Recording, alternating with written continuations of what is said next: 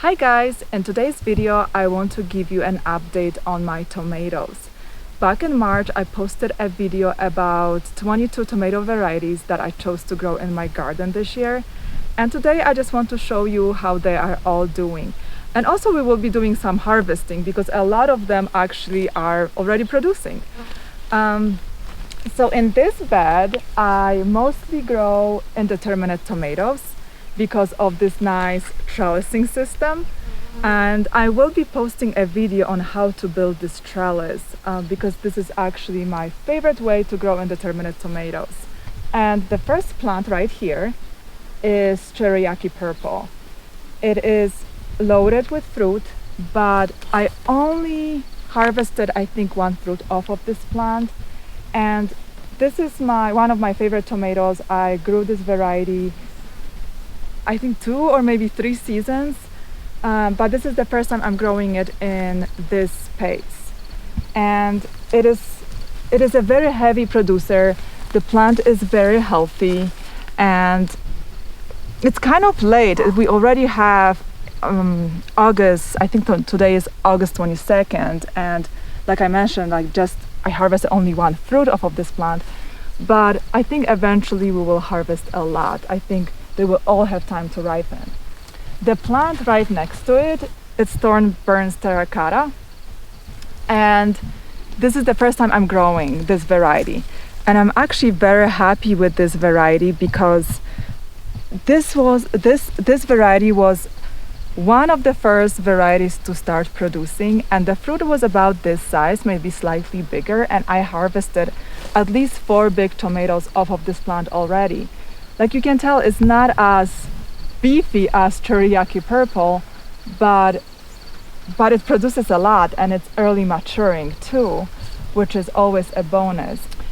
And it has very good flavor. Has this very nicely balanced tomato flavor, but it also has a hint of something unique. I can't really describe it. I have to really taste more fruit off of this plant to really describe the flavor. But it's a very unique flavor, something that I've never tasted in a tomato before. So I'm very happy I tried this variety. And the next one, this one is so pretty and fun. It is already loaded with fruit and they are ripened. And just like Thornburn's Terra-Cotta, I already harvested quite a few fruit of this plant. So this variety, I'm growing it for the first time, but the reason why I decided to give it a try is because it was advertised as the sweetest tomato. I like sweet tomatoes, and I'm growing Napa Chardonnay, which in my opinion is the sweetest tomato. So I just wanted to compare the flavor. So actually, I never compared them side by side, but let me actually grab Napa Chardonnay and see which one is sweeter. I think this one will be sweeter, but let's see.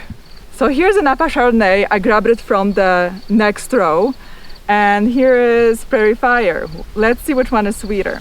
I'm voting for this guy, even though this is my all-time favorite. Let me have maybe Napa Chardonnay first.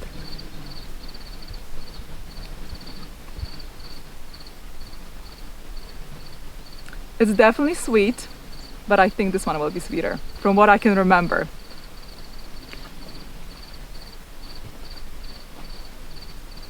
Yeah, the winner goes to Prairie Fire, most definitely. So this is so far the sweetest tomato I grew. One thing that I don't like about this variety is that you have to be very careful when you harvest it because it tends to split. If you wait too long, and especially if you get a lot of rain, this is what you get. So you have to be very careful when you harvest it. But yeah, overall, early producing, very good fruit, and like the plant is very healthy. Next to Prairie Fire, this is one of the varieties that I've been growing for many years. It is Bumblebee, and it also produces early. It has very good taste, and like you guys can tell, it's already ready to harvest some of the little fruits. So yeah, I'm very happy with it. and the plant is so beefy. All right, let's move on to the plant that is actually not doing too well. This is black cherry. I've grown this variety for few seasons in the past, and it was always producing so well. It was always healthy. But in this garden, in this climate, maybe it's the soil, or maybe it just got sick. It's kind of struggling. It has curly leaves. It has like spots. It almost seems like it got cold. And it's not really a heavy producer here for me. So I will actually harvest some of the fruits, but I'm disappointed. So I don't know if I'm gonna grow it again next year. I will probably try again just because I really like it. I mean, I liked it in the past, but this year is not really doing that well. And another poor guy right next to it, here's what's left of it. This is black Tula, and this is the first time I'm trying to grow this variety, and it just died. But unfortunately, I planted more than one plant, so I have two more growing in this bed right here that we're gonna take a look. But unfortunately, this one died. Well, sometimes it happens.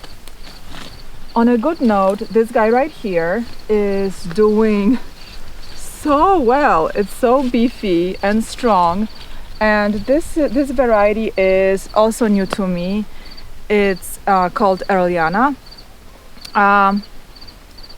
This variety was supposed to produce early, given the name Earliana, but unfortunately, it doesn't really produce early. But the flavor of the tomatoes is very good. I already harvested maybe 2 tomatoes off of this plant, and it's just loaded with fruit. So I'm hoping that it's just gonna produce very late, because it was also advertised that the one that will start produce early and produce all the way to frost. So we will see, but so far I'm very happy with it. This guy is Blueberries. I've grown this variety for many years in my old garden, but this is the first time I'm growing it in my new garden. And I mean, look at this, it's gigantic. But the problem is that for cherry tomato, it's really late producing. I haven't harvested one cherry tomato, even like off of this plant. So I still have to wait. It is beautiful, like it's this blue color, and then it turns yellow, then like kind of reddish, and then it's ready to be harvested. But today is late August and not even one fruit. But I'm patient. I think this will all ripen at the same time, and I'll be able to dry some of those tomatoes, so we'll see. But look at this, it's almost as tall as I am. Yeah. And the next one, this variety I also had in my garden in my old garden since I can remember. This is Dr. Wyche, and it always did very well for me. But in this garden, or maybe in this bed, it's just not doing too well. I already harvested some fruit off of it, but like you can tell, it's kind of not the best looking and small. I'm used to harvesting Dr. Wyche as a big beefsteak tomato, and here it's like this, which is fine. It's fine. And this one, actually something happened to it. I think maybe I overwater it because it's very light. But let's see. So Dr. Wyche is just doing okay, I would say. I will definitely grow it again just because I like it very much. And maybe this has to do with the soil or watering that I still have to figure it out. But it's hanging in there. And this one is Prescott. This is also early maturing variety, and I'm growing it for the first time. And I don't know if it's early maturing. Maybe I harvested 2 or 3 fruits off of this plant. so not that early maturing, but the fruit is very pretty. It's this pink color, and the flavor is also very good. It's this typical tomato, solid tomato flavor.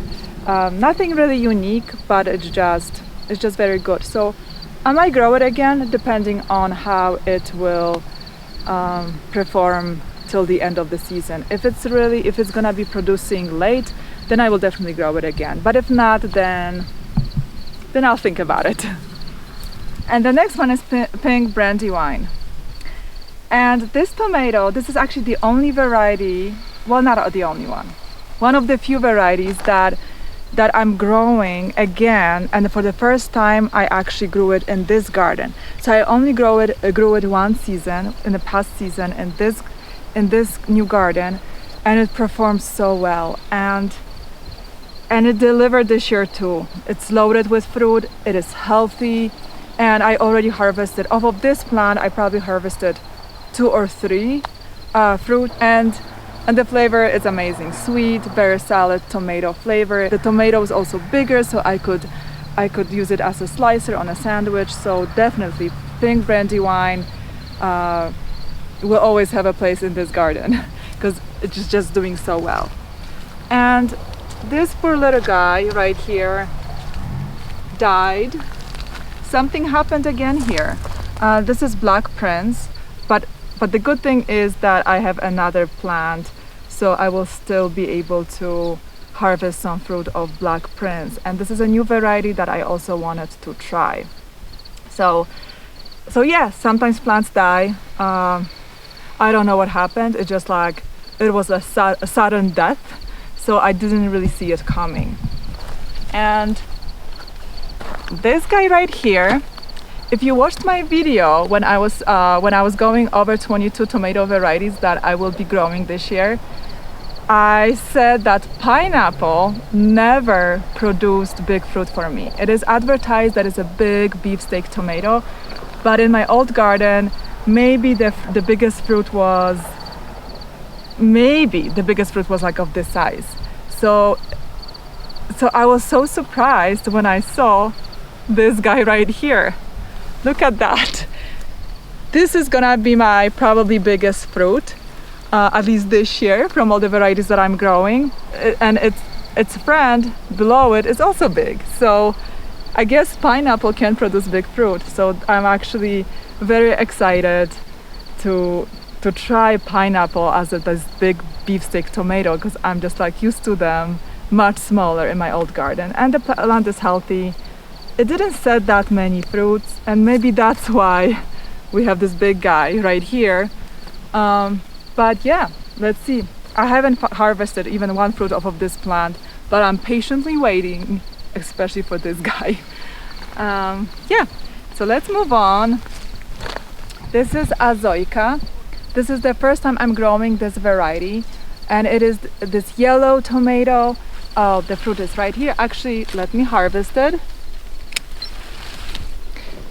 So it is supposed to be a huge beefsteak tomato. It's not that huge, but it's pretty productive. I harvested, this is probably maybe 3rd tomato that I harvested off of this particular plant, and I have one more growing in the next bed. The flavor is very good, but it's very mild. So I wouldn't say that it has this intense flavor, but it's a very good tomato to have.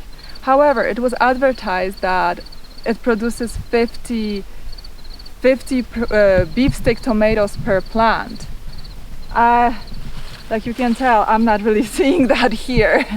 So I don't know, again, maybe the soil, or another thing that I'm thinking that is causing this kind of stunted growth is maybe the kale that is growing right next to it, because tomatoes kind of from here to the end of the trellis are much smaller than tomatoes at the beginning of my bed. So I think it might be the kale that is competing, or maybe there's something with the soil at the end of the bed, because this bed is pretty big, so it could also be the soil.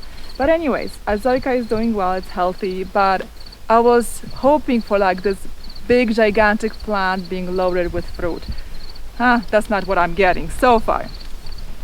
And this guy right here, Robeson, obviously didn't make it. So this year, our tomatoes that just had this sudden death syndrome, that never happened to me before. Usually when a plant was struggling, I could kind of see it and I could either improve its condition. But in this garden, in this new garden, it just like happened. Like by the time I realized that there was something was wrong, the plant was already dead. So maybe I have some pathogens in the soil, or maybe it is the watering that I still have to figure out. I don't know, but it's concerning. But the plants right next to it are doing well, so you never know.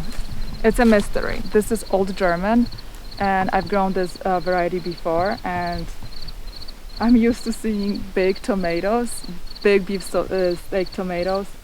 This is what I'm getting.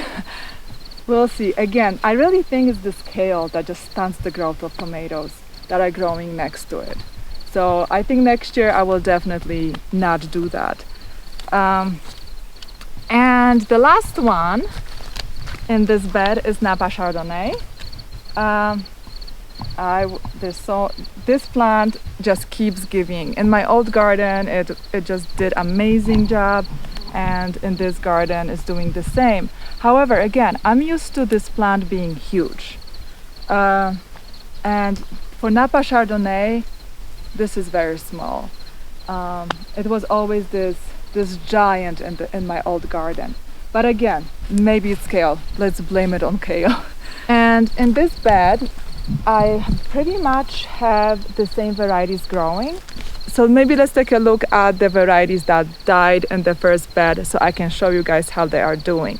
That's why it's always a good idea to plant at least 2 plants per each variety, just in case one dies or doesn't do too well. And this is black from Tula. I actually have 2 plants. I forgot to stake this one. I haven't harvested even one fruit off of this plant, but that's okay because the plants are loaded with fruit. I did a poor job trellising this one. I don't know how this plant escaped me, but it's now too late to trellis. I don't want to break the branches, but it's loaded with fruit, and I think soon they will start ripening. This one is already blushing, so I should be able to harvest this one soon. And the reason why I wanted to try this variety, and I'm glad I planted more than one plant, is because of its flavor. It was described as salty flavor, and it's this dark red tomato. So yeah, I'm very excited to try it.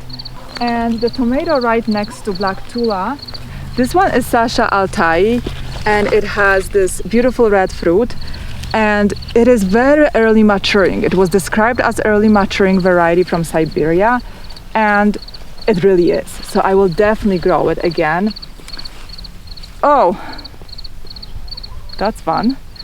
So like you guys can tell, this plant really produces a lot comparing to all the other varieties that I'm growing. But another variety that I wanted to show you is Black Prince. So Black Prince died in the first bed, but in this bed is doing very well. And I already harvested a couple of fruits of this plant right here, and this one is almost ready to be harvested. I'm gonna give it a couple more days. It has this dark color and very rich flavor. And one more tomato variety that I want to show you that did not do too well in the first bed is Paul Robeson. So Paul Robeson died in the first bed, sudden death, but in this bed is doing okay. I already harvested quite a few fruit of this plant, so it is, even though it is not described as early maturing variety, in my experience, and it is kind of early maturing variety. It matures definitely earlier than a lot of other varieties that I'm growing. Like this one right here, I think actually I'm gonna harvest it. There you go. Yeah, it's so good. It has such a smoky, complex flavor that yeah, I will always grow it in my garden. This is one of those that I just fell in love with when I just started to garden, and yeah, it's very special. And this one, Black Cherry, again, it's always a mystery. In the first bed it's really doing okay, it's struggling, but in this bed it's doing much better. it's so I think it's the soil or the watering or something. It's not really the climate or the plant. That's why it's, again, so important to grow more than one plant in a different area in your garden. It's not doing as well as it did in my old garden, because in my old garden it always got huge and it was loaded with fruit, but it's doing much better than in the first bed. So this is it for indeterminate tomatoes, and it's not a huge harvest, but it is a harvest. But let's go and take a look at my indeterminate tomatoes that are growing in the bed over there. So this is my determinate tomato jungle. I did not really trellis them. I just grew them along the fence and kind of used the fence as a support. But for the most part, I just let them be. Because the two varieties that I'm growing, Mushroom Basket and Black Seaman, are known for vigorous growth. And I felt like there's no point of trying to control them. The first guy right here, it's Black Seaman. And let's see if there are any fruit that are ready to harvest on this plant, because I already harvested two. I'm not seeing any. Well, this one is getting close. So this is about the size. Some of them are bigger than this one. And it's this dark tomato. It's so good, smoky, with this tropical flavor undertone. It's one of my favorite tomatoes. And I'm glad that it's doing very well here. And the plant next to it, it's also Black Seaman, and it has much bigger fruit. Like, look at this one. I can't wait for this one to ripen.